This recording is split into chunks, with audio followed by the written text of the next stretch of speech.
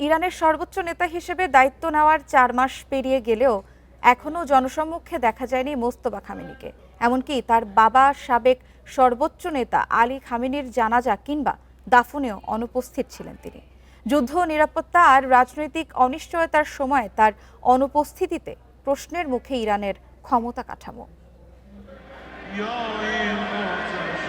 আলী খামেনির মৃত্যুর পর ইরানের নতুন সর্বোচ্চ নেতা হন তার ছেলে মোস্তফা খামেনি। কিন্তু দায়িত্ব নেয়ার পর থেকে তার কোনো প্রকাশ্য উপস্থিতি নেই। নেই কোনো ভাষণ, ভিডিও বার্তা কিংবা নতুন ছবি। যুক্তরাষ্ট্র ও ইসরায়েলের হামলায় আহত হওয়ার পর তিনি চিকিৎসাধীন রয়েছেন। ধারণা করা হয় সেই হামলায় তার মুখমণ্ডল ক্ষতিগ্রস্ত হয়েছিল এবং এখনও পুরোপুরি সুস্থ হননি, যদিও তা মানতে নারাজ ইরান।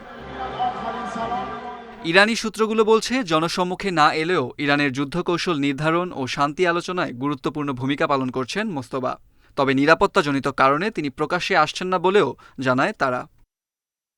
মোস্তফা খামেনির এই অনুপস্থিতি সবচেয়ে বেশি আলোচনায় আসে আলী খামেনির জানাজা ও দাফনের সময়। ইরানের সবচেয়ে গুরুত্বপূর্ণ রাষ্ট্রীয় অনুষ্ঠানে খামেনির অন্য ৩ ছেলে উপস্থিত থাকলেও ছিলেন না মোস্তফা। এমনকি তার পক্ষ থেকে এ নিয়ে কোনো বার্তা পর্যন্ত প্রকাশ করা হয়নি। বিশ্লেষকদের মতে এখানেই তৈরি হয়েছে রাজনৈতিক সংকটের নতুন মাত্রা।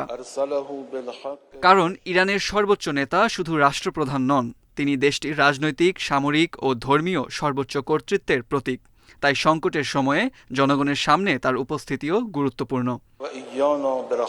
এদিকে ইরানের ভেতরেও বাড়ছে আলোচনা। এখন পর্যন্ত ক্ষমতার কেন্দ্র হিসেবে দৃঢ় অবস্থান ধরে রেখেছে ইসলামী বিপ্লবী বাহিনী IRGC।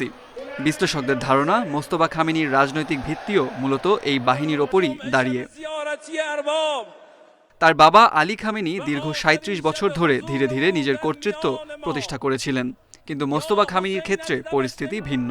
একই সাথে মোস্তফার ধর্মীয় গ্রহণযোগ্যতা তুলনামূলকভাবে কম, আবার স্বাধীন রাজনৈতিক পরিচিতিও সীমিত। ফলে তার নেতৃত্ব কতটা কার্যকর হবে তা এখনও স্পষ্ট নয়। শেখ শাকের, ইন্ডিপেন্ডেন্ট নিউজ।